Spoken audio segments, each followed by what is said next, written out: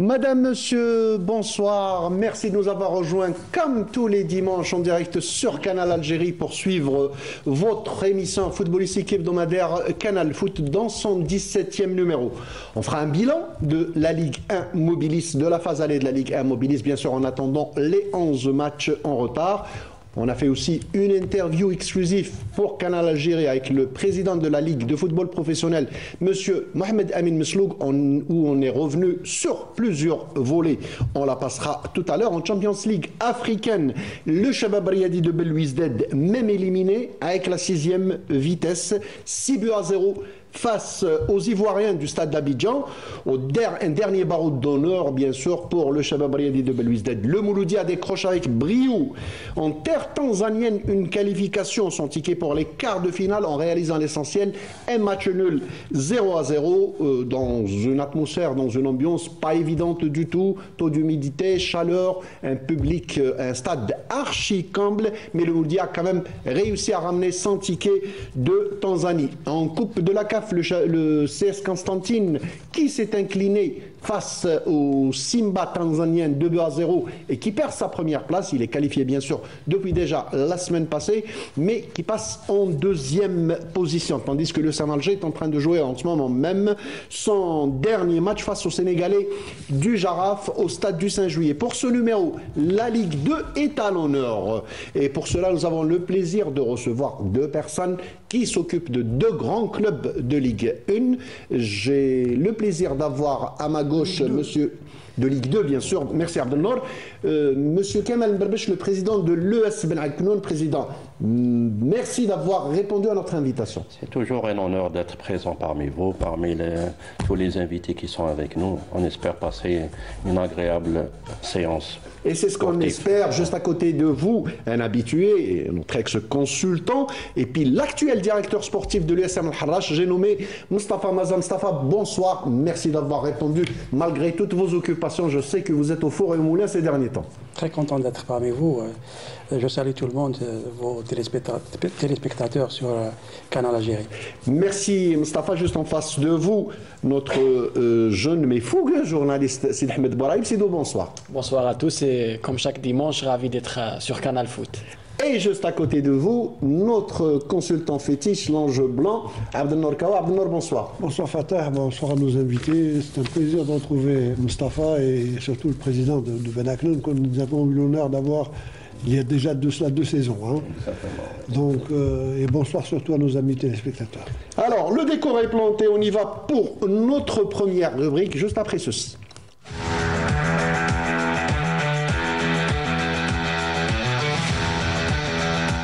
Comme à l'accoutumée, on commence notre émission avec les 3 points de Kawa. Les 3 points de Kawa, comme vous le savez, c'est les 3 faits saillants de la semaine qui ont attiré l'attention de notre consultant. Abdelnour, c'est à vous.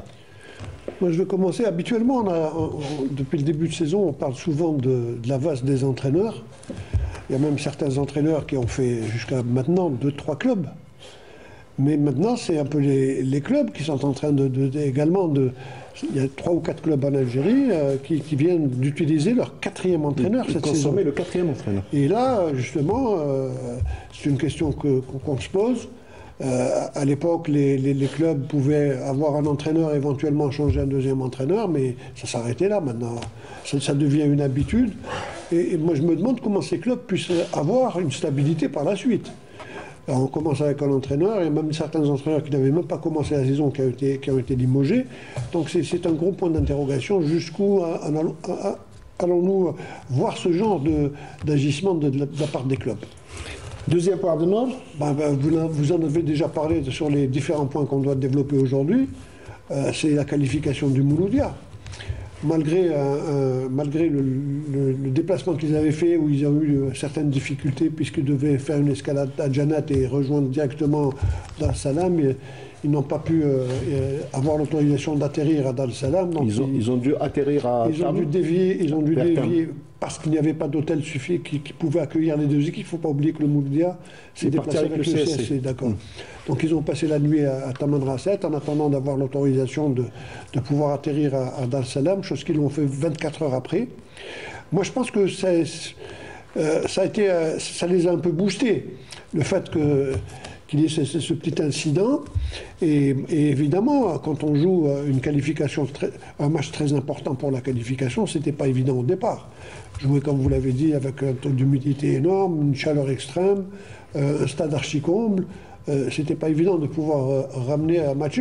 D'ailleurs, même dans le match, quand on revoit un peu le match, le Mouloudia avait eu l'occasion de pouvoir tuer le match à 2 ou 3 reprises. Bon, mais toujours est-il, c'est une très bonne chose que de s'être qualifié pour les quarts de finale. Et j'espère qu'ils vont aller loin cette année. Et le dernier point, Abdennour? On revient un peu, c'est toujours dans le cadre de la Coupe d'Afrique, c'est un peu dommage pour le CRB. Bon, il termine, c'est vrai, avec un barreau d'honneur en marquant 6 buts contre une équipe. Mais moi, je pense que le regret qu'il puisse avoir, c'est surtout d'avoir perdu le match aller ici contre Orlando Pirates. C'est ce qui leur a coûté pratiquement la qualification. Donc j'espère qu'ils vont tenir compte pour les saisons prochaines, évidemment, s'ils sont qualifiés en Coupe d'Afrique ou en Coupe de la CAF. Voilà, donc c'était les 3 points de Abdennour Kawa. Effectivement, Mustapha, je m'adresse à vous. Vous êtes un ancien du Mouloudia quand même. Ça fait plaisir, ça fait chaud au cœur. On pensait que c'était difficile, ça a été vraiment difficile, mais le Mouloudia a quand même réussi à ramener son ticket de Tanzanie. C'est vrai que ça a été très compliqué vu le classement des 2 équipes. Bon, le Mouloudia avait deux possibilités, le match nul et la victoire, tandis que l'adversaire, seulement la victoire pouvait les ramener directement en quart de finale. Bon, après, quand on voit l'équipe et la réaction de toute l'équipe, on avait senti qu'il y avait de la concentration, il y avait de la rigueur, il y avait de la volonté. Bon, après, on ne peut pas parler directement sur la tactique et sur le fait d'avoir fait une bonne stratégie de jeu. Après, Mouloudia mérite vraiment d'être parmi les meilleurs en quart des finales. Inch'Allah, Mouloudia avancera vers la finale et pourquoi pas décrocher le titre. C'est ce qu'on souhaite. Président le Shabab Riyadi de Belouizdad, avoir la production des joueurs hier, avoir ce qu'ils ont pu faire hier, on peut quand même s'en mordre les doigts. Une qualification qui est passée, une qualification à leur portée. C'est vrai, c'est une qualification. Déjà, généralement, ils l'ont perdu pendant le premier match. Premier match, perdre un match de Coupe d'Afrique chez soi, c'est important. C'est vrai, ils sont arrivés à un total de 9 points. Généralement, il y a d'autres groupes avec 9 points, ils sont passés. Ils sont passés, effectivement. Mais il faut dire une chose, ils sont tombés dans un groupe très relevé. Oui, c'est le groupe le plus relevé. Bon, d'ailleurs, les spécialistes disent qu'actuellement, dans ces éliminatoires, dans ces phases de poule, Orlando Pirates est la meilleure équipe, tout groupe confondu. J'espère que ça va servir de leçon pour l'année prochaine. C'est bien sûr, ils se qualifient. C'est toujours une expérience. Tout à fait. Dans les trucs d'échecs, on apprend beaucoup de choses. J'espère qu'ils vont apprendre des échecs qu'ils ont eu les 2 dernières années, qui sont sortis. On attendait beaucoup du CRB. Sincèrement, on attendait beaucoup. Ça fait 4 ou 5 ans qu'ils jouent la Ligue des Champions. On attendait. Mais malheureusement, au football, c'est pas une science exacte.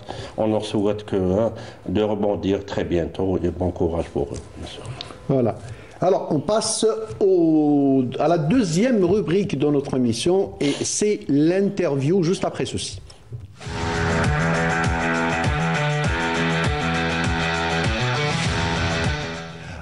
Pour l'interview, cette fois-ci, Canal Algérie s'est déplacé au siège de la Ligue nationale de football, de la Ligue de football professionnelle. On a pu rencontrer le président, M. Mohamed Amin Mesloug, qui s'est prêté gentiment au jeu de questions-réponses. On a parlé de certains volets, de la rationalisation des salaires, des bilans, des différents bilans et des perspectives du futur. On va commencer d'abord par la rationalisation des salaires. Là, il parle en tant que vice-président de la Fédération algérienne de football. On l'écoute.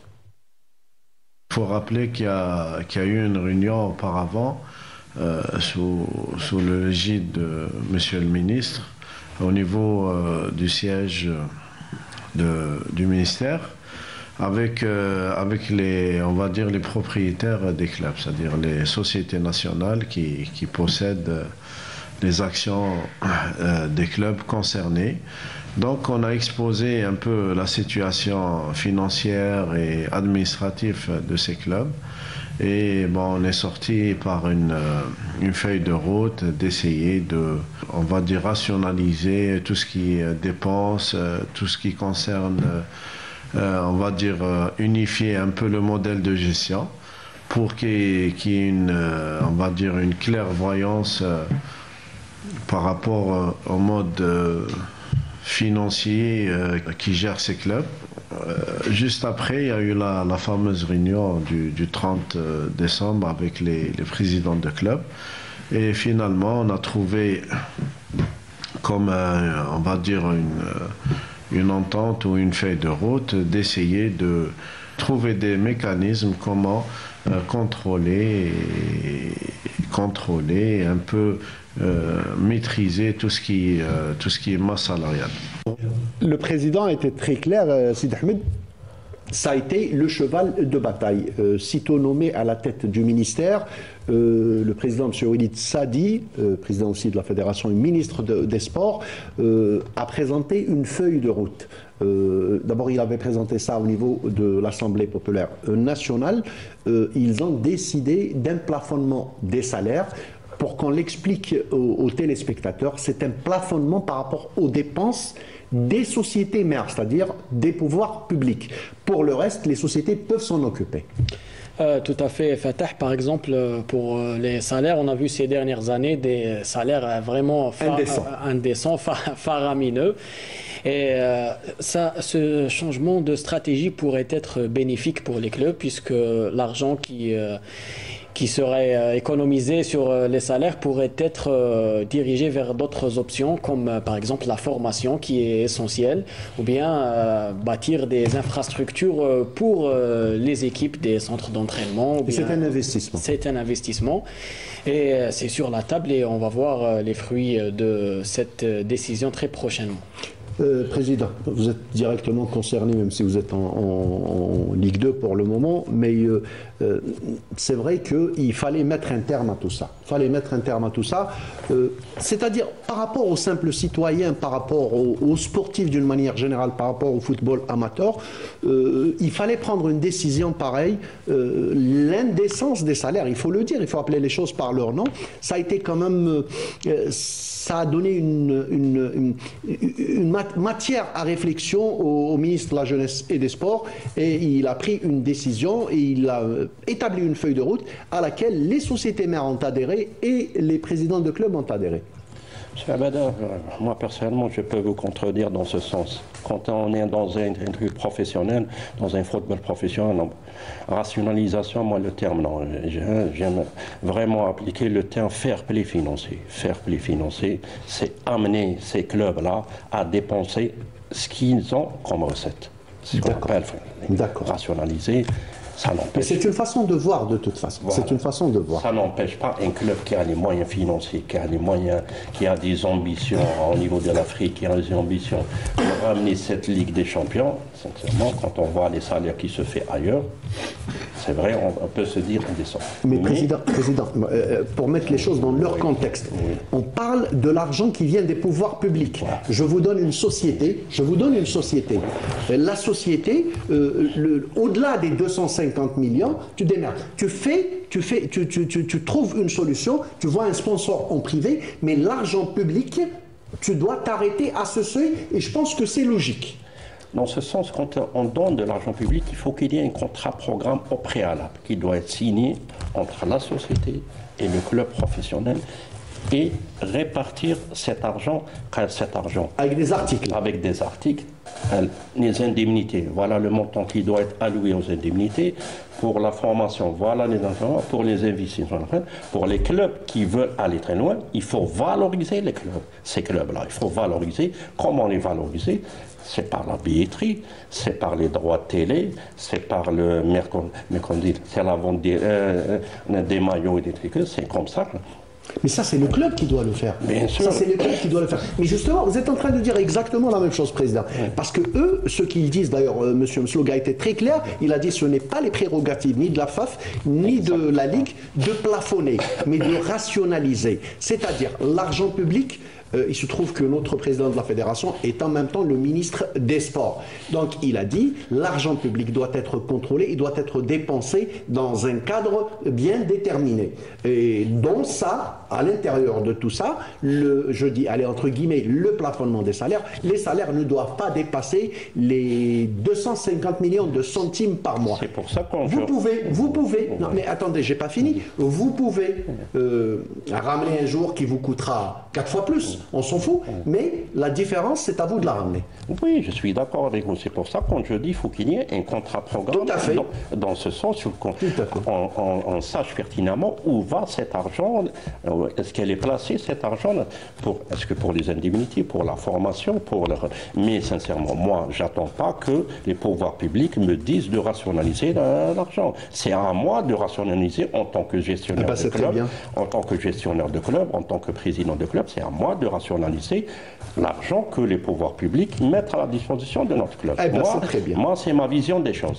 C'est très bien, c'est une façon de voir. Mais on va parler maintenant au directeur sportif parce que lui, il devrait mettre la main à la poche et il aura besoin d'argent. Mustapha, c'est quand même une bonne décision de plafonner, allez, entre guillemets, je n'aime pas beaucoup le mot, mais plafonner les salaires de votre société, la société propriétaire du club, et essayer de trouver des sponsors à droite et à gauche si vous voulez ramener des joueurs qui coûtent plus cher.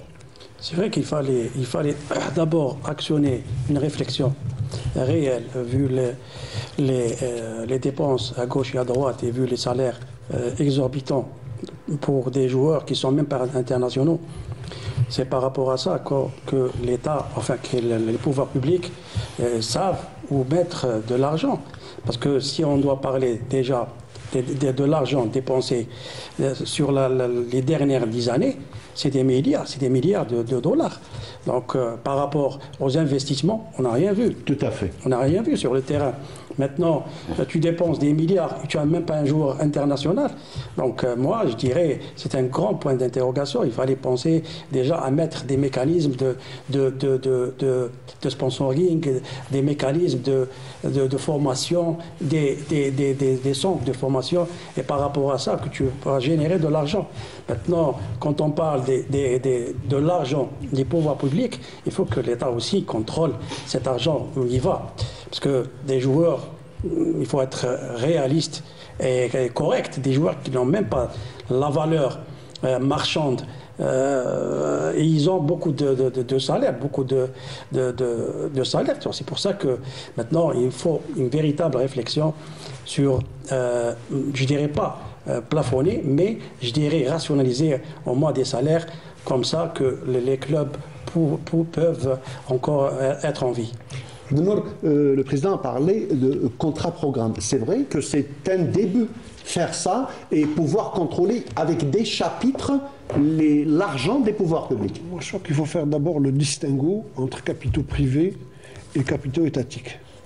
Un capitaux privé, c'est une personne qui est un industriel et qui investit dans un club. Et attend bien sûr, quand on fait un investissement, on attend un retour d'investissement. Et là, on est encore loin d'atteindre ce niveau. Parce que nous n'avons pas, on parle de sponsoring, on parle de vente de tricots, on parle de... Mais quand on voit les ventes des maillots, vous allez dans n'importe quelle ruelle d'Alger, vous allez trouver tous les maillots à des prix... il y a plusieurs paramètres. Absolument. Donc il faut pratiquement... baliser tout ça. Absolument, baliser tout ça. Maintenant, quand il s'agit des pouvoirs publics, là c'est différent. Là, on est en train de voir, depuis l'avènement du professionnalisme en Algérie, il y a des chiffres qui dépassent les 1000 milliards de... Ça donne le tournis. Absolument. Ça donne, pour quel résultat, comme Mustapha l'a dit, on n'a pas de joueurs internationaux. Et pour moi, ce qui est encore beaucoup plus préjudiciable pour l'avenir, c'est sur quelle base je peux donner un salaire je sais pas moi, de 5 millions, de 6 millions de dinars à un joueur. Il n'y a pas de barème. Il n'y a pas d'échelle de... Absolument, il n'y a pas d'échelle de valeur. Donc il faudrait... Et ça, c'est une très bonne chose. Maintenant, il faut qu'il y ait une application totale. Ça, je pense, Abdelnour, que c'est bien parti parce qu'on est passé de l'étape de réflexion. Exactement. Il faut souhaiter. Voilà. Et pour finir ce chapitre, moi je préfère que cet argent-là soit placé dans la formation. dans la formation parce qu'il n'y a que le travail qui paye. On passe à un deuxième passage. On a parlé avec le président de la Ligue de football professionnel. Il a parlé du bilan de la saison dernière. Il a essayé de défendre un petit peu le travail de la Ligue et de la Fédération. Et un semblant de bilan de la phase. Allez, on l'écoute. Venir un peu sur l'année passée, grâce aux efforts fournis par l'ensemble du personnel de la Ligue professionnelle, notamment Monsieur le secrétaire général, et aussi les orientations et l'accompagnement de la fédération, on a pu, alhamdoulilah, terminer le championnat à la mi-juin. Si je ne me trompe pas, le 14 juin, c'était le dernier match du championnat. Donc grâce à ça, on a pu donner aux clubs, surtout les clubs qui participent dans la compétition africaine, la CAF ou la Champions League, de bien préparer. Et le résultat est là. Nos équipes, qu'on leur souhaite beaucoup de courage, ils sont en train d'avancer dans les deux compétitions. Sur ce volet-là, on a eu aussi un début de championnat qui a commencé, on va dire, la mi-septembre, vers la troisième semaine de septembre. Et là, on a fini la phase aller, à part, il reste, on va dire, à ce jour 11 matchs retard qu'on est en train d'apurer. En même temps, ça a permis au club de préparer la phase retour en toute tranquillité. Certaines remarques ont été émises au niveau de la Ligue concernant le cumul des matchs retard. Nous, la politique de la Ligue ou de la Fédération, c'est toujours accompagner les clubs algériens qui représentent, comme je le dis toujours, le drapeau national, en leur donnant c'est-à-dire plus de moyens et de chances pour aller le plus loin. Après, sur le championnat, c'est avec leur consentement qu'ils ont accepté cette charge, on va dire, en matière de matchs de retard. Et jusqu'à maintenant, ça se passe très bien. Il y a une communication, comme je l'ai dit, permanente avec les clubs. On va faire le bilan de la phase aller dès qu'on appure tous les matchs retard. Et on va voir ce qu'il faut améliorer sur la phase retour. Alors, le président, il a dit beaucoup de choses vraies, totalement vraies, parce qu'en réalité, ça fait quand même quelques saisons qu'on traînait, je me rappelle, ça fait 2 saisons à Abdelnour, il n'y a même pas eu d'arrêt. Cette fois-ci, surtout les clubs concernés par les compétitions africaines, on peut se préparer à l'aise. Donc, en termes de timing, ça a été respecté. Et surtout, un deuxième point, et qui est très très important, tout ce que fait le président et la Ligue de football professionnel, c'est en concertation avec les clubs de Ligue 1. Et ça, c'est quelque chose de très important. Et ça a permis quand même d'apaiser les esprits. Oui, mais tout à fait. C'est la moindre des choses. C'est tout à fait logique. On a tellement souffert les saisons précédentes des reports de matchs. Il y a certaines équipes qui n'arrivaient plus à suivre le rythme du jeu. Bon, déjà l'année passée, il avait commencé à y avoir une stabilité sur le championnat. Cette année, c'est la même chose. Maintenant, les équipes qui sont engagées dans les différentes compétitions internationales, africaines bien entendu, devraient essayer de jouer ces matchs-là. Vous savez, quand on a un effectif de 25 ou de 30 joueurs, il y a certaines... On devrait avoir 2 équipes. Pas 2 équipes, mais disons, utiliser quand on doit le faire, utiliser des joueurs. Parce que si on a 25 ou 30 joueurs, c'est pour pouvoir essayer d'utiliser le maximum. Or, ce qu'on constate, c'est qu'il y a malheureusement, à ce jour-là, certaines équipes qui n'utilisent que 16 à 18 joueurs. Et encore, je suis large. On revoit pratiquement, on sait toujours quelle est l'équipe titulaire qui va rentrer. Et c'est dommage. Bon, maintenant, c'est un choix. Puisque les présidents de clubs sont d'accord, j'espère que le calendrier sera respecté et qu'on arrivera à terminer le championnat aux dates qui ont été arrêtées. Je vous rassure, c'est planifié et à la date et à l'heure près. Sid Ahmed, par rapport à la saison dernière, on a vu quand même que ça a été respecté. Vous-même, vous avez eu à commenter 2-3 fois par semaine. C'est-à-dire que le rythme est un petit peu effréné, c'est vrai pour les clubs, mais en totale concertation et en totale connexion avec ces clubs. Oui, on a vu une grande différence cette année par rapport aux saisons précédentes. Et Abdenour a touché un bon point lors de sa déclaration, c'est que les clubs courent plusieurs lièvres à la fois. Donc ils ne peuvent pas utiliser tous leurs joueurs, sauf par exemple lors des premiers tours de la Coupe, ils utilisent les joueurs remplaçants. Mais il faudra peut-être se focaliser sur un voire deux objectifs par saison, par exemple jouer le titre ou bien jouer la coupe ou bien aller plus loin en Ligue des Champions. Ça, la décision revient au club, mais jouer à 3 compétitions de cette valeur en voulant tous les gagner, c'est vraiment difficile. C'est voire carrément impossible, Sid Ahmed, président. On a quand même senti le changement dans la gestion. La gestion de la Ligue de football professionnel est beaucoup plus maîtrisée et la communication est beaucoup plus fluide entre les responsables et les clubs concernés. Oui, personnellement, mais il y a eu beaucoup d'améliorations par rapport aux années antérieures. C'est vrai, cette année, comme il vient de le dire le président de la Ligue professionnelle, ils ont fait un calendrier pour aménager nos clubs qui sont en Coupe africaine. Le résultat, il est là. On a 3 clubs en quart de finale. Déjà, c'est un résultat positif pour l'ensemble. C'est vrai, quelque part, les autres clubs vont se retrouver un petit peu lésés, vu qu'il y a une coupure, vous savez comment les entraîneurs disent, il y a une coupure pour un footballeur quand il y a une coupure, quand il y a le microcycle. C'est vrai, mais on peut toujours améliorer. Il y a des améliorations, mais on peut toujours mieux faire. Comme il vient de le dire M. Kawa, c'est vrai, quand un club il a 27 joueurs, il peut faire tourner son effectif pour jouer sur les 3 fronts. Et sincèrement, il faut savoir qu'est-ce qu'on veut. Est-ce qu'on veut jouer sur les 3 fronts? Est-ce qu'il y a un objectif, jouer la Coupe d'Afrique et laisser le championnat, laisser la Coupe? C'est comme ça, il faut arriver à un système-là. Je pense qu'ils sont dans la bonne voie. Dans une année ou deux, on peut vraiment maîtriser, avec cette équipe, ils peuvent maîtriser le calendrier du championnat. Moustapha, vous êtes de cet avis? La gestion s'est améliorée? Oui, beaucoup même. Vu que beaucoup ces dernières années, moins de matchs en retard, malgré que des clubs réclament à gauche et à droite, mais je dirais qu'il y a toujours de la concertation avec les responsables des clubs pour les programmations, avec leur accord bien sûr, dans la mesure du possible. Bon, après, normal que le championnat ait beaucoup de retard à cause des participations des clubs engagés en compétition africaine, normal, mais ça va se régler peut-être dans les semaines prochaines, vu que les matchs en retard sont plus de 10 matchs. 11 matchs.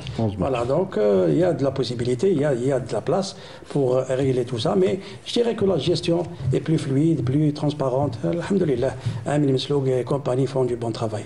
Voilà, de toute façon on arrivera à vos questions-là. Il a parlé aussi, le président M. Mohamed Amin Mesloug a parlé aussi des objectifs de la phase retour, on l'écoute. Bien, c'est qu'on a fait des objectifs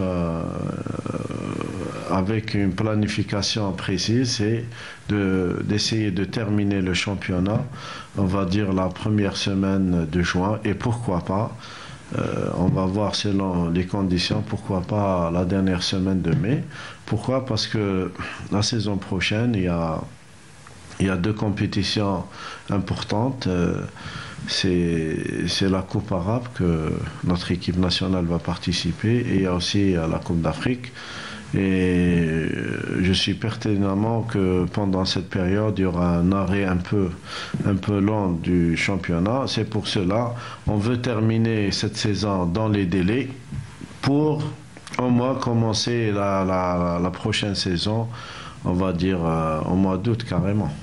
Une projection déjà sur la fin de saison et le début de la saison prochaine. Sid Ahmed, il parle de Coupe arabe, il parle de la fin de l'année 2025, c'est que le planning est déjà fait. Oui, c'est très chargé la saison prochaine avec la Coupe arabe et la CAN aussi. Faut pas oublier Fateh et commencer le championnat au mois d'août, c'est la solution, puisque déjà tous les championnats du monde commencent au mois d'août pratiquement. On va les suivre. On va les suivre et il faut faire ça pour hausser le niveau. Pourquoi parler d'arrêt du moment où il n'y a pas de joueurs internationaux?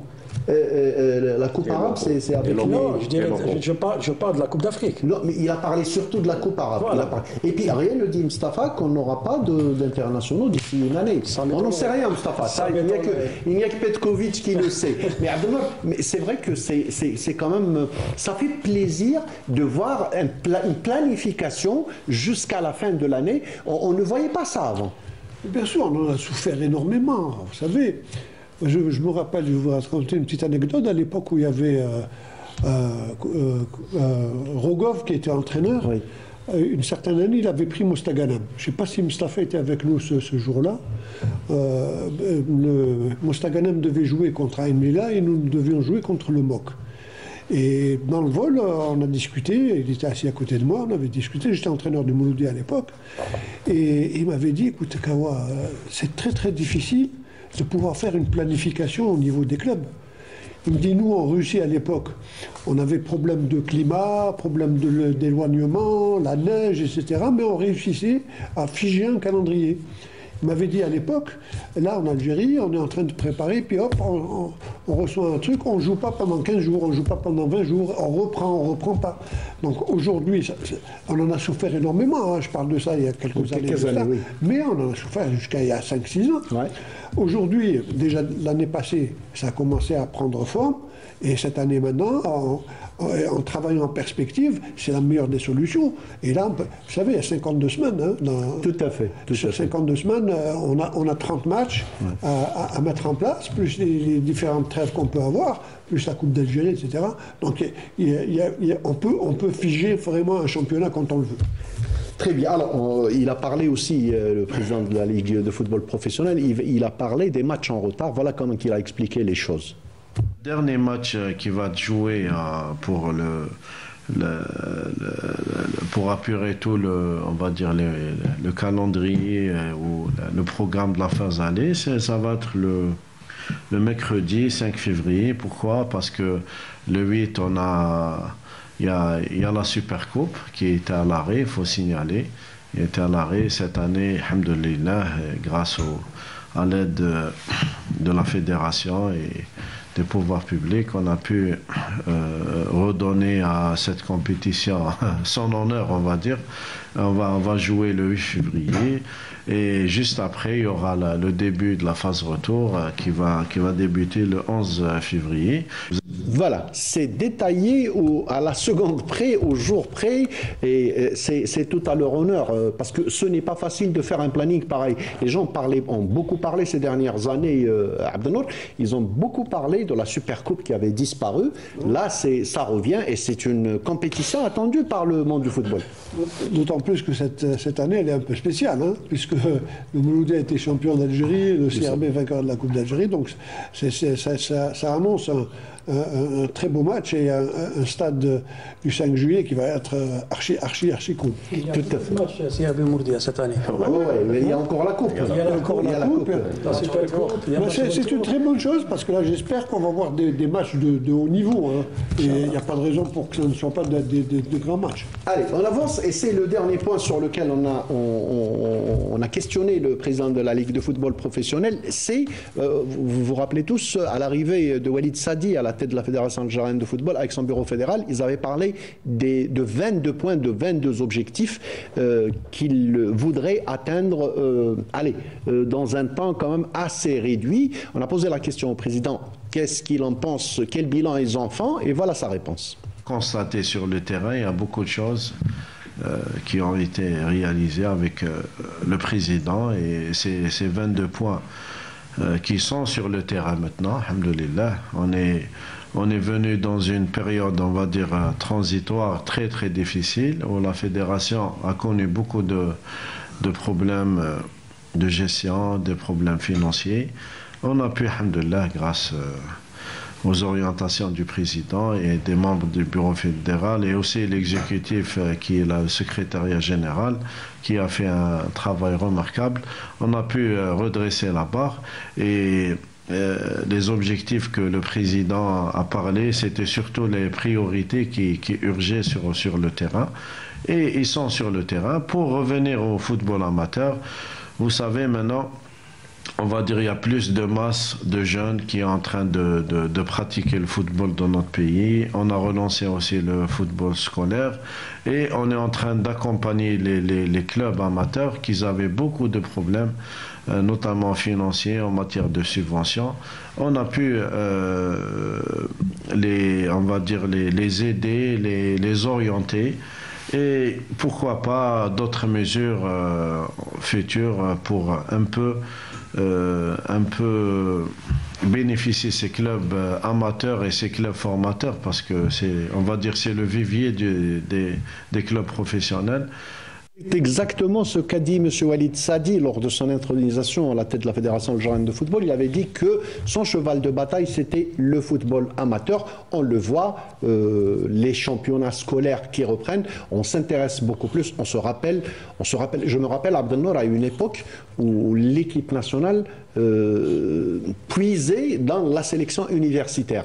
Et les universitaires qui viennent de la FASU, c'est quand même, c'est l'apport du score scolaire, et ça fait partie du football amateur. Bien sûr, moi j'étais également international universitaire, donc on avait une équipe nationale. Hein. Oui, je me rappelle. On avait une équipe nationale avec les Sadan, Radawi, Petit Kanouin. Je peux vous rappeler une époque à Dali, donc je peux vous rappeler une époque, un lycéen à l'époque était international, c'est le Abdeslam Atiq, qui était au Nahd du Sendé, qui vient d'El-Milia. Abdeslam Atiq qui était international, alors qu'il était encore au lycée. Oui. Voilà, donc on l'a découvert au lycée, fatalement. Vous savez, il y a beaucoup de joueurs à l'époque où le sport scolaire battait son plein. La majorité des joueurs sont issus du sport scolaire. Hein. Quand on revoit les anciens joueurs, que ce soit du Mouloudia, de l'USMA, du NAD, on avait aussi des éducateurs qui étaient au niveau. Le Mouela Rahmo, Bordadi, c'est eux qui ont pratiquement fait éclore ces jeunes-là et qui les ont fait découvrir au niveau des clubs.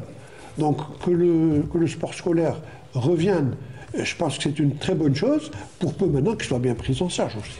Président, vous ressentez quand même l'intérêt de ce bureau fédéral, bien sûr, avec la Ligue nationale de football. Vous ressentez l'intérêt au football amateur. Vous le ressentez, vous le percevez pour les catégories jeunes, pour le football amateur d'une manière générale. Non, c'est vrai, depuis que l'installation de ce nouveau bureau, il y a un certain intérêt, une certaine objectivité par rapport au football amateur.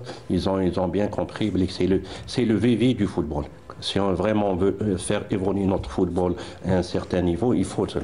Comme vient de le dire dans le temps, moi j'étais au lycée Al-Mokhani, il y avait les interlycées, il y avait un international. Jamal Mennad, il était international, il était au lycée. Donc, il fallait... Sur ce point, je peux attirer l'attention que si on arrive à utiliser les infrastructures qui sont à l'intérieur des lycées, c'est vraiment des écoles, c'est vraiment extraordinaire. Et ça passe par relancer le sport scolaire et le booster. C'est comme ça.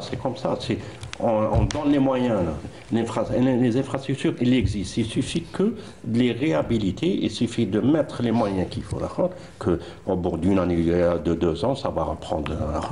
L'Algérie, c'est un pays de sportifs, de tous les sportifs. Vous voyez, exactement, jeunes et de tous les sportifs. Il n'y a pas que le football. Toutes les disciplines existaient dans le temps, qu'ils soient dans les écoles primaires, CM, lycée et l'université. Même on était à l'université, on jouait les interuniversités, c'était vraiment des championnats très élevés. Tout à fait. On espère que ça, pour arriver à ça, moi sincèrement, il faut qu'il y ait une stabilité. Tout à fait. Sans stabilité, il faut que donner le temps à ce bureau fédéral de travailler. Dans le temps, c'est pas un mandat, c'est pas 2 mandats. Il faut vraiment laisser travailler les gens. D'appliquer le programme. Exactement. Moustapha, vous-même, vous êtes issu du sport scolaire. Vous avez commencé au scolaire et tout.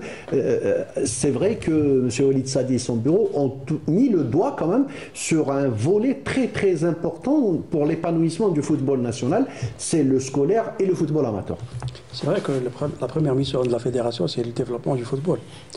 Après, quand on dit développement, il faut déjà y aller directement au football amateur, le football scolaire, sans oublier la sélection militaire. Parce que si on revient un petit peu en arrière, l'équipe nationale des années 80, c'était pratiquement tous les joueurs issus de l'équipe militaire. Tout à fait. Donc c'est par rapport à ça qu'on doit déjà œuvrer à donner une dynamique pour le football amateur. Si Walid Saad et son bureau font du travail de base, un travail vraiment important, surtout dans le football amateur, je dirais que le football sera très haut. Parce que si on revient un petit peu en arrière, tous les joueurs qui jouaient en équipe première, ils sont tous issus de football amateur. Voilà. Moi, j'étais joueur à l'OAMR. Oui, exactement. Moi, c'est du football amateur. Voilà, du football amateur. Et on vous a découvert à l'école. À l'école, exactement. Voilà, donc on a fait le tour. C'était l'interview exclusive pour la télévision algérienne, pour Canal Algérie, du président de la Ligue de football professionnel, qu'on remercie au passage de nous avoir reçus au siège de la Ligue. On passe maintenant à la Ligue 1 après ceci.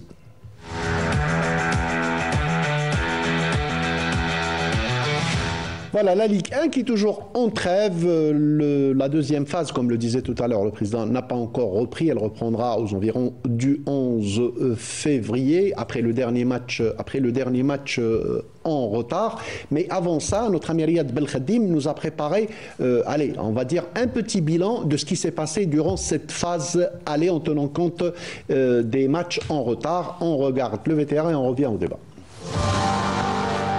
Après avoir surclassé ses adversaires la saison dernière, le Mouloudia d'Alger, qui avait terminé la phase aller l'an passé en tête de la Ligue professionnelle, le club doyen a entamé cette saison avec des concurrents conquérants. Plusieurs écuries ont renforcé ou maintenu leurs effectifs et affiché leurs ambitions cette saison. La JSK, l'USMA, le CRB ou le CSC, avec 11 matchs en retard encore à purger pour connaître le champion d'hiver, la JSK pour l'instant reste en tête en s'agrippant au fauteuil de leader et espérant ne rien lâcher. La JSK, avec sa nouvelle direction et son nouveau stade, a eu un recrutement de qualité et d'entrée a montré ses ambitions malgré des résultats en dents de scie et un public exigeant qui a fini par avoir raison d'Abdelhak Benchira qui a jeté l'éponge après la victoire en coupe face à Guelma. En attendant son remplaçant, les Canaries devront faire un sans faute, car dans le rétroviseur, plusieurs clubs mettront une pression considérable. D'abord le Paradou, second au classement, est totalement métamorphosé après l'arrivée à la barre technique de Bilal Zili. Il y a aussi derrière le Mouloudia d'Alger et l'USMA. Contrairement à la saison passée, au même moment, l'indécision sur l'issue de l'exercice de cette saison est totale. Autre énorme surprise, c'est le calage au démarrage du CRB, quadruple champion d'Algérie qui semble passer par une phase de doute qui n'est pas prête de se dissiper après son élimination de la Champions League africaine. Cette saison 2024-2025 ne dérogera pas à la règle, bien au contraire. Elle a vu déjà, avant la fin des 15 journées, un triste record. Battu. Celui de la valse des entraîneurs, avec pas moins de 13 entraîneurs débarqués sur 16. Du jamais vu. Seuls l'AS Sochlef, l'USMA et le CSC ont maintenu leur confiance respectivement à Zawi, Ma'loul et Madoui. Des sièges éjectables qui seront tributaires des résultats immédiats. Si les grosses écuries sont pratiquement toutes encore en lice pour décrocher le titre, les petits clubs de cette Ligue Pro continuent tant bien que mal à essayer d'exister financièrement et se battre sur le terrain. La bonne nouvelle pour ces clubs est venue du président de la République qui a décidé d'octroyer des sponsors aux sociétés nationales pour permettre à ces formations de maintenir leur tête hors de l'eau et d'éviter l'asphyxie. Cette bouffée d'oxygène permettra un meilleur équilibre des chances, même si l'argent, le nerf de la guerre, n'est pas toujours gage de réussite. Voilà un sujet très bien résumé par notre ami Riyad Belkhadim. C'est le point de différence qui fait vraiment la différence cette année, c'est que ce n'est pas du tout décidé. On est en train de voir plusieurs écuries, comme le disait Riyad, qui font la course en avant, qui essayent de se placer. Donc le podium n'est pas joué déjà à la fin de la première partie de la saison. Oui, ça reste ouvert à tous les pronostics. Il y a 6 voire 7 clubs qui peuvent prétendre au titre de champion, mais pour les clubs, je ne sais pas si les messieurs vont être d'accord avec moi, mais par exemple la JSK qui est première au classement général, après les matchs retard, elle va peut-être se retrouver 3e, 4e, voire 5e. Est-ce qu'on peut faire un bilan lorsqu'on ne sait pas quelle place on va occuper à la fin de la phase aller? C'est aussi pour la coupe, par exemple, il y a des clubs qui sont 8e de finale. Il y en a d'autres qui n'ont pas encore disputé les 32e, par exemple Arbo. Pour la phase retour, pour attaquer la phase retour, ils ne savent pas s'ils vont être présents en Coupe d'Algérie. Donc, je ne sais pas les messieurs s'ils sont d'accord avec moi, mais faire un bilan avec encore des matchs en retard, est-ce que... Mais sinon, je peux vous répondre avant de leur laisser et de laisser Abdelnour. Ça n'a pas été facile. Pourquoi? Parce que le système de compétition africaine a changé cette saison. Vous avez remarqué, c'était chaque semaine. Chaque semaine. On ne peut pas obliger le CSC ou le CRB ou le Mouloudia ou l'USM Alger à jouer en milieu de semaine et ensuite partir au fin fond de l'Afrique, disputer un match capital, j'allais dire, où on représente l'emblème national. C'est pour ça que ça a été difficile. Mais malgré ça, moi je pense que la Ligue de football professionnel s'en est très bien sortie. Et je suis tout à fait d'accord avec vous. Il n'y a pas question de ce côté. Les clubs engagés en Afrique ont la priorité. Et dans les propos de M. Msloug, il dégageait de la sérénité et un projet à long terme de la Ligue et même de la Fédération. Et comme M. Msloug, moi aussi, je suis optimiste. Voilà, Abdelnour, je pense que Allez, Riyad a donné l'image il a reflété, du moins, les points les plus importants de cette première partie de championnat. Oui, mais bon, il faut attendre, comme il l'a dit d'ailleurs dans le reportage qu'il vient de faire, il faut attendre d'abord que les matchs en retard soient purgés. On va pouvoir déterminer qui est champion d'hiver d'abord. Mais ce qui est sûr, c'est que cette année, ça va être un championnat très serré. Donc on va voir, on n'a pas encore vu, puisqu'on va voir déjà la semaine prochaine Mouloudia Usma. Il va y avoir quand même des matchs qui seront déterminants. Avant ça, déjà, CRB GSK ce mardi. CRB GSK, donc il y a des matchs qui vont repositionner ces clubs-là. Tout à fait. Et donc maintenant, il faut être prêt pour jouer ces matchs-là et les remporter. Voilà. Mais jusqu'à maintenant, on ne peut pas dire qu'il va être champion d'Algérie cette saison. Autant l'année passée, il y a 2 saisons, 3 saisons, c'était le CRB qui planait. La saison passée, c'était le Mouloudia. Cette année, ça reste un peu serré. Voilà, justement, le scénario est différent cette saison, président. Il est vraiment différent. Tout le monde ambitionne. Comme le dit souvent Abdelnour, il y aura un seul champion, ça c'est très clair. Mais tout le monde ambitionne à aller vers le haut. Non, au vu de ce pré-bilan, on peut dire que c'est un pré-bilan, étant donné qu'il reste encore 11 matchs en retard à jouer. La décomptation ne s'est pas encore faite, donc l'écart vraiment se rétrécit entre 7 ou 8 clubs, 7 ou 8 grands clubs. Mais apparemment, les clubs, si on fait une certaine analyse, les clubs qui ont une certaine stabilité d'effectifs, une certaine stabilité d'entraîneur, à l'image du Mouloudia, du CSC, un dégrèvement du CRB et de l'USMA, ils peuvent, les 4 là peuvent tirer jusqu'à la fin du championnat, mais moi je vois parmi les 4 là qui peut être un champion à la fin de la saison, et les autres bien sûr ils vont jouer pour les compétitions, pour le maintien et pour le... voilà. Donc on ne peut pas faire vraiment un bilan étant donné qu'il y a 11 matchs c'est beaucoup. 11 matchs mais c'est quand même beaucoup. Voilà. Mais c'est quand même un pré-bilan, c'est-à-dire ça nous donne une image sur ce qui va se jouer à partir de ce mardi-là. On commence à purger les matchs en retard, on commence l'opération, et en plus ça va se décompter au bout d'une semaine, 10 jours. Il y aura beaucoup de matchs qui vont être joués et on va quand même avoir une idée si réellement notre analyse est bonne. Déjà, la programmation, elle est arrêtée au 8 février. Oui. Donc, c'est par rapport à ça qu'on pourra déjà faire un bilan complet sur le championnat. Mais une chose est sûre, c'est que la JSK va perdre sa première place du moment où l'USMA et le CRB ont 4 matchs en retard, Mouloudia 3 matchs en retard, le Paradou 2 matchs en retard, et la JSK un seul match en retard, avec des confrontations directes. Ouais. Donc, par rapport au classement et la position de la JSK, je dirais que le classement changera peut-être que le 8 février.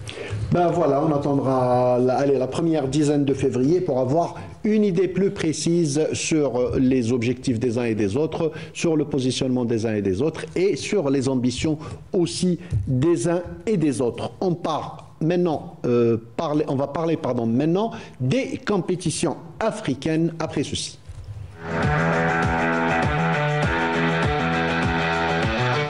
Le Mouloudia d'Alger qui est revenu avec le ticket de Tanzanie, un match nul 0-0 qui le propulse en quart de finale de Champions League africaine. On attendra, bien sûr, pour développer ce sujet, on attendra le tirage au sort qui va s'effectuer dans les jours à venir. Le Shabab Riadi de Belouizdad éliminé déjà depuis l'avant-dernière journée, mais qui a fait un dernier barreau d'honneur en battant l'équipe d'Abidjan, oui, le stade d'Abidjan, les Ivoiriens du stade d'Abidjan, c'est le mot que je cherchais, les Ivoiriens, sur le score de 6-0. Il faut le noter, avoir 9 points et ne pas passer, ça fait quand même, ça pince le cœur. Gagner 6-0 et ne pas passer, ça pince aussi le cœur. Mais bon, le football est ainsi fait. Pour résumer tout ça, on va voir ce sujet préparé par Sarah Derbel. Une qualification au bout du suspense. Le Mouloudia d'Alger a réussi à se qualifier en quart de finale dans un match où l'erreur était interdite. Et face à un adversaire déterminé, les Young Africans, qui eux aussi avaient le même objectif. Sauf qu'ils avaient besoin de 3 points pour l'atteindre, contrairement aux Algériens où le match nul a suffi pour atteindre l'écart. Mais si la qualification est un exploit, le plus dur reste à venir. En quart, le Mouloudia devra affronter des adversaires redoutables. Le doyen est prêt à défier les pronostics et surtout croire en son plus grand rêve, décrocher son 2e titre continental de l'histoire. De son côté, le Shabab Riadi de Belouizdad, malgré une élimination prématurée, a terminé la compétition avec une note éclatante, en s'imposant sur un score de 6-0 face au stade d'Abidjan et termine 3e de son groupe, avec 9 points. Ce succès envoie un message clair, le CRB n'a pas dit son dernier mot et son retour en force sur la scène continentale n'est qu'une question de temps. Mais pour l'instant, les rouges et blancs doivent se focaliser uniquement sur leur objectif en coupe et en championnat. En coupe de la Confédération africaine, le CS Constantine, déjà qualifié en quart, a clôturé cette phase avec une défaite devant les Tanzaniens de Simba sur un score de 2-0. Une défaite qui n'arrange pas les protégés de Kherdin Madoui qui recule à la 2e place du groupe avec 12 points. Enfin, le 2e représentant algérien, l'USM Alger, qui a déjà assuré sa qualification lors de la 5e journée, dispute en ce moment même son dernier match en phase de poule face aux Sénégalais de Djaraf, avec l'ambition de clôturer cette première phase avec l'art et la manière.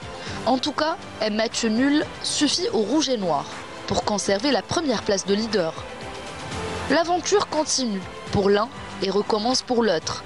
Mais une chose est sûre, l'Algérie reste un acteur incontournable sur la scène africaine. Un sujet sur les compétitions africaines préparé par Sarah Derbel. Abdenour, la semaine passée, c'était pas du tout évident, surtout qu'on avait suivi l'autre match où le Hilal avait perdu à domicile. On s'est dit que ça va être très très dur pour le Mouloudia d'Alger en Tanzanie. Ça l'a été réellement, que ce soit sur le plan climatique ou sur le plan footballistique, parce que il faut dire que les dernières minutes du match étaient très très difficiles, mais quand même le Mouloudia a relevé le défi et ils ont amené le ticket de qualification de Tanzanie. Oui, mais ça reste quand même une performance quelque part. Vous savez, jouer à l'extérieur, surtout en Afrique, on a dit les conditions climatiques, les conditions de déplacement, le retard qui a été au départ de 24 heures concernant Dar es Salaam, enfin bref, tout ça. C'est pas évident d'aller jouer. C'est vrai qu'on avait deux possibilités, ou gagner le match, ou comme l'avait souligné Mustafa, ou faire match nul. Et l'équipe tanzanienne devait impérativement gagner. Mais ce qu'on a vu pendant les 90 minutes, c'est qu'on a vu un Mouloudia qui était sur pied, pas conquérant, mais qui était là et qui ont combattu pendant 90 minutes. Ils n'ont pas lâché, il y a eu une solidarité extraordinaire de tous les joueurs. Et ça, c'est tout à leur honneur. Et le public qui s'est déplacé en masse. Bien sûr. C'est du J'ai des amis qui ont fait le déplacement en Tanzanie et qui ont été... D'abord, la chose qui a été... Pour eux, hein, pour les supporters qui sont partis, c'est qu'ils ont été très bien accueillis en Tanzanie. Tout à fait, oui. Non, mais c'est une terre de sport. Faire un déplacement pour un supporter et revenir avec une qualification en quart de finale, il n'y a pas mieux. Voilà. Et voilà, c'était les compétitions africaines. On va avancer parce qu'on n'a plus beaucoup de temps. On passe au gros plan qu'on a réalisé. On a dit tout à l'heure que la Ligue 2 était à l'honneur cette semaine. On va voir, on va passer à ce sujet des gros plans, mais juste après ça.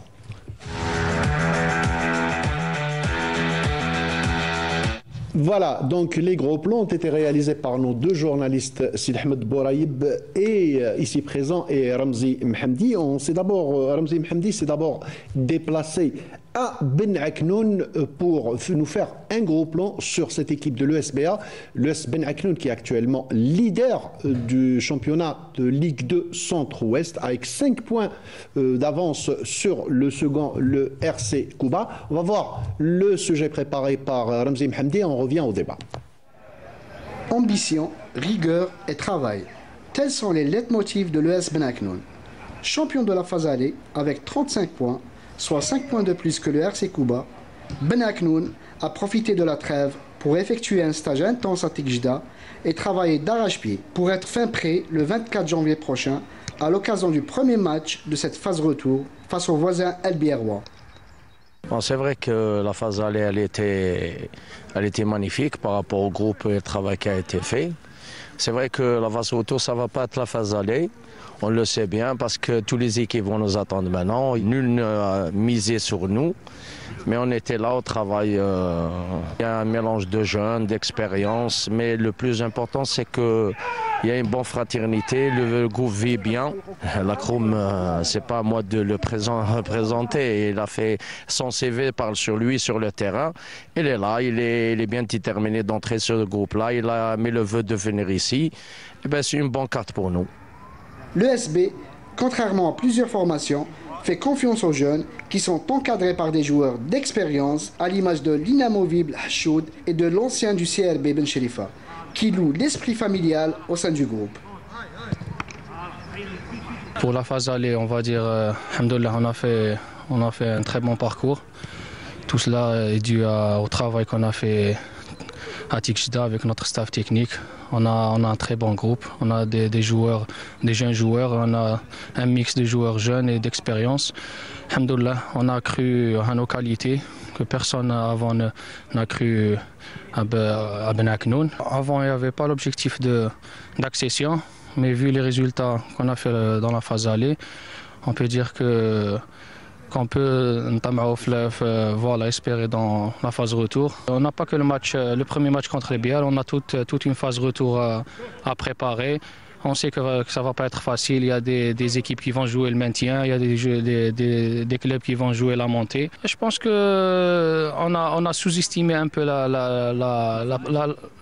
première division l'année passée, donc je ne pense pas qu'ils vont faire la même erreur que l'année passée. Donc, Inch'Allah, il faut d'abord accéder et après on parlera de la stabilité. Alhamdoulilah, mérité la place اللي رانا فيها. Donc, grâce à les joueurs, staff technique, الإدارة تاعنا, staff médical. Alhamdoulilah, درنا préparation في تيكجدا. الحمد لله الناس خدمت كي تشوف الفريق تاع رائد القبه. Quand on voit le RCK, ça ne sera pas facile. Il y a aussi d'autres équipes, le NED, El Biar, Bachar Jdid. Tant que je peux donner, je jouerai. Je n'ai que 36 ans, donc grâce au travail et à mes coéquipiers, tant que je peux jouer, je le ferai. بفضل الزملاء تاعي اللي رامي نعمل معاهم واللي رامي يعاونوا فيا ثان. Élu meilleur joueur du mois de décembre par les fans du club, Fouad Charaïtia est l'exemple type de la confiance accordée aux jeunes. Lui, enfant de l'USB et qui a fait toutes ses classes à Ben Aknoun. الحمد لله هذا الشيء ما جاش بحاجه سهله. On a bien préparé le championnat. عندنا دي فيكتوار و 5 ماتش نول. الحمد لله sans défaite un parcours تاع déjà un champion. On est conscient على بالنا بلي كاع لي زادفيرسير راهم يستناو فينا. On est premier وليكيب اللي تكون بريمي على بالها باللي كاع لي ماتش كسوا دوميسيل لا ليكستيريور كاع يكونوا صعاب. لي زيكيب كاع راح يكون عندهم ماتش كونتر بن عكنون يبريباريوه مليح. Enfin, les dirigeants de l'ESB, qui ne font pas les choses au hasard, ont frappé un grand coup en s'offrant l'expérimenté Boalem Lakroun, qui veut apporter son expérience au sein du groupe, mais aussi aider les jeunes à s'imposer encore plus dans une équipe qui veut d'abord réaliser une seconde montée historique, mais cette fois-ci avec l'objectif de s'installer durablement dans le palier supérieur. C'est mon premier entraînement avec le groupe, avec comme objectif de remettre le club à sa place, en Ligue 1. J'espère aider le groupe et Inch'Allah, on remontera. La phase retour sera plus difficile surtout sur le plan physique. C'est des matchs qu'on aime jouer, j'espère qu'on sera au rendez-vous. Voilà, c'était un gros plan réalisé par notre ami Ramzi Mohamdi. Président, alors, on va commencer par la fin, pas par le début. Je vais vous poser la question. Donc l'objectif est très clair, l'objectif c'est le retour en Ligue 1.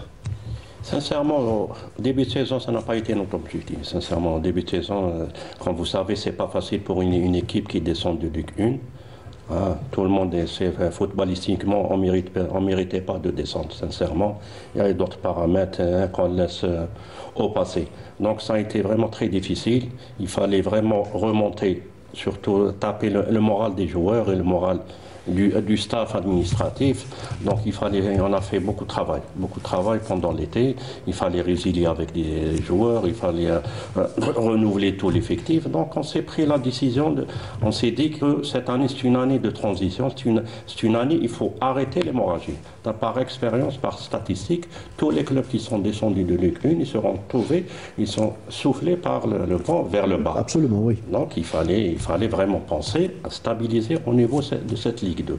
Donc on s'est dit avec le nouveau staff technique qu'il fallait un petit peu stabiliser l'effectif, garder les éléments qu'on a besoin et promouvoir nos jeunes espoirs.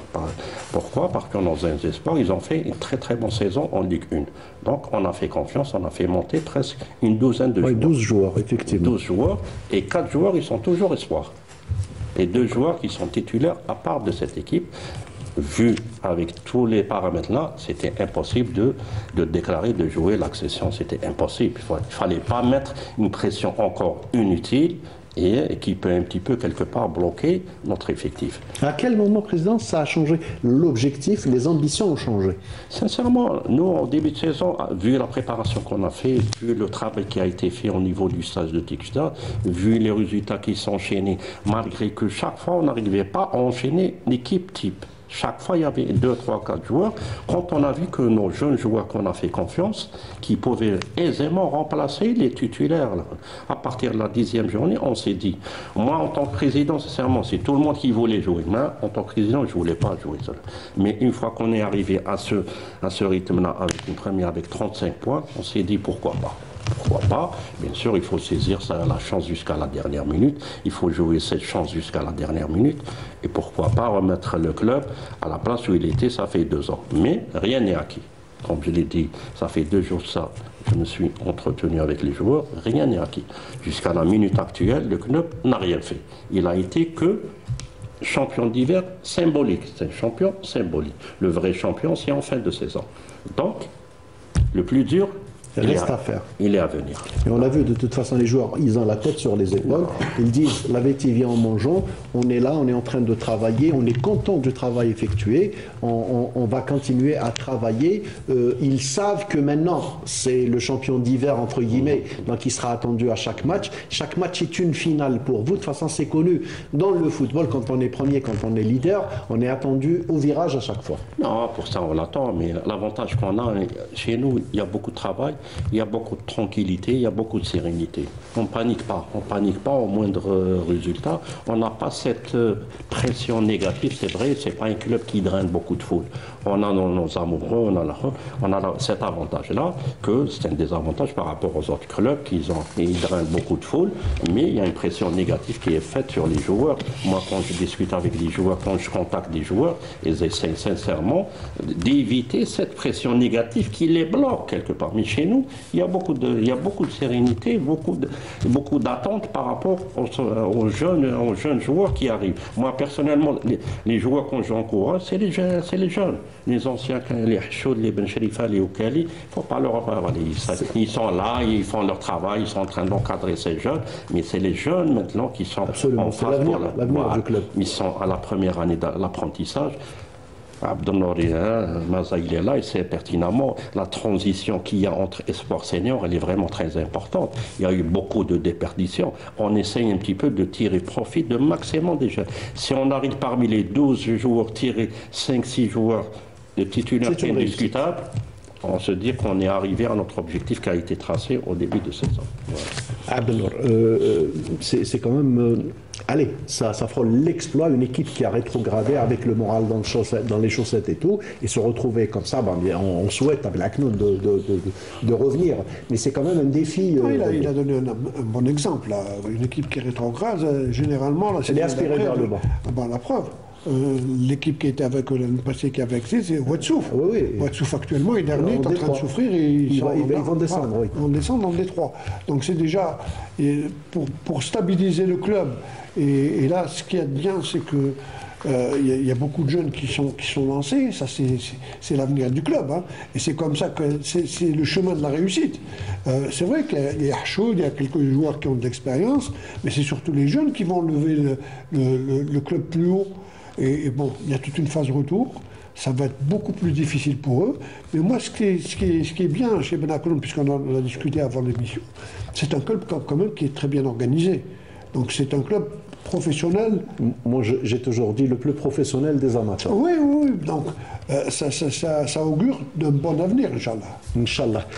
On passe très rapidement, parce qu'on n'a plus beaucoup de temps, on passe à l'autre gros plan. L'autre gros plan, c'est notre ami Sid Ahmed Bouraïb qui s'est déplacé à Ain Bniane pour voir un petit peu s'enquérir de la situation d'un autre club. Mais ce club-là, il est dauphin actuellement du championnat. À la fin de la phase aller, c'est l'USM Al-Harrach, ce club mythique, l'USM Al-Harrach. On va voir ce gros plan réalisé par Sid Ahmed Bouraïb et on revient au débat.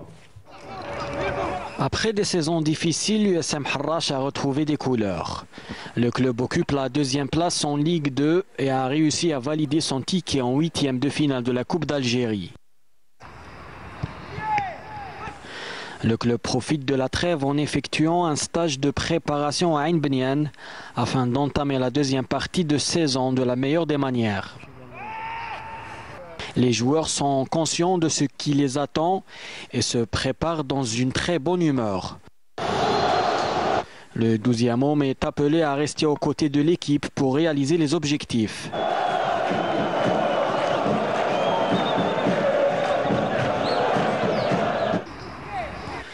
Toutes les conditions pour réussir sont réunies. Les joueurs ont hâte de retrouver la compétition et l'ambiance extraordinaire de leurs supporters.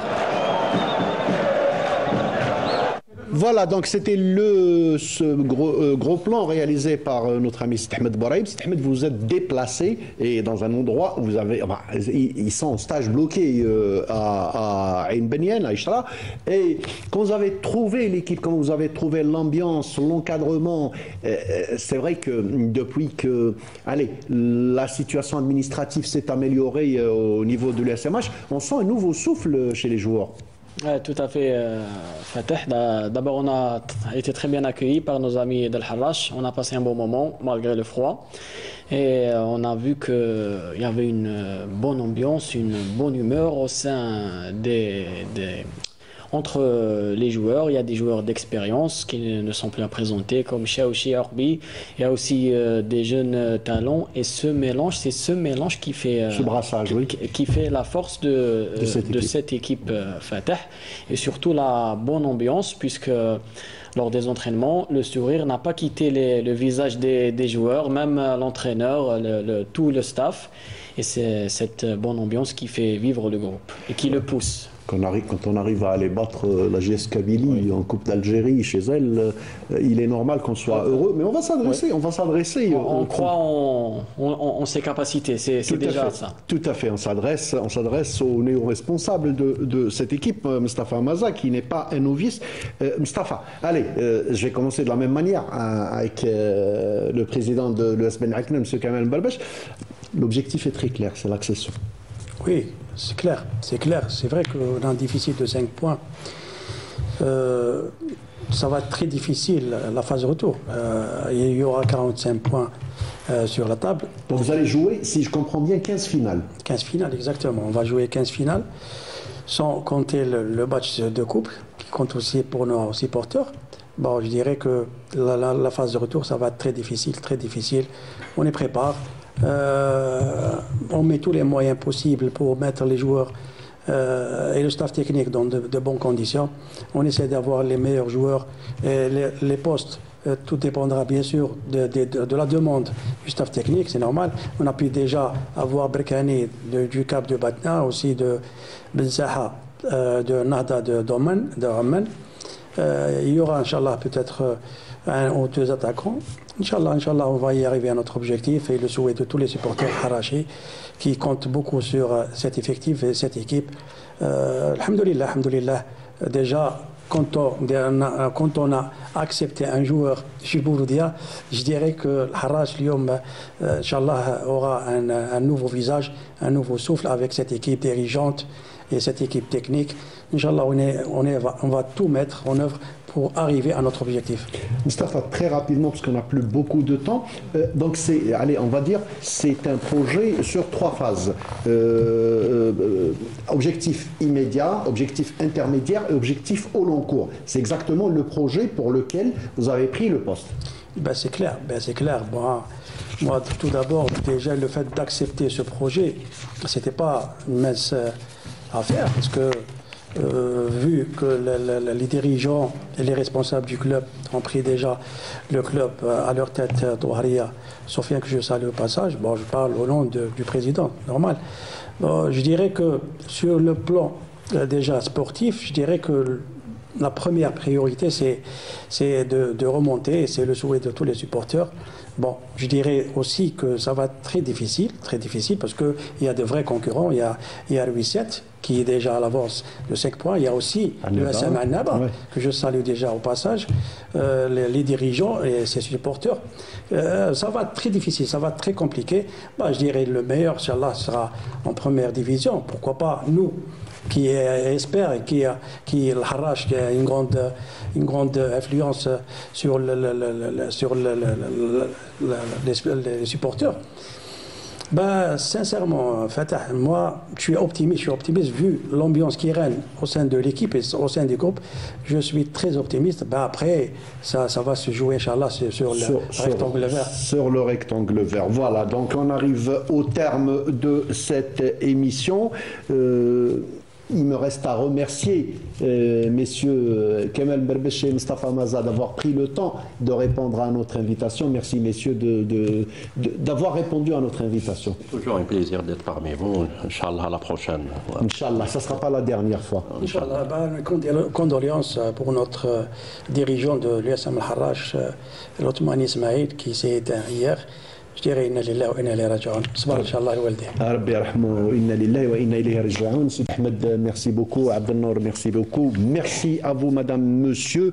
Demain, vous retrouverez Mokhtar Hamani pour 52 minutes chrono. Le jeudi, ça sera Sarah Derbel pour Agenda Sportif. Quant à nous, on se retrouvera le dimanche prochain, même heure, même chaîne. Merci d'avoir été avec nous. Restez sur Canal Algérie. À bientôt.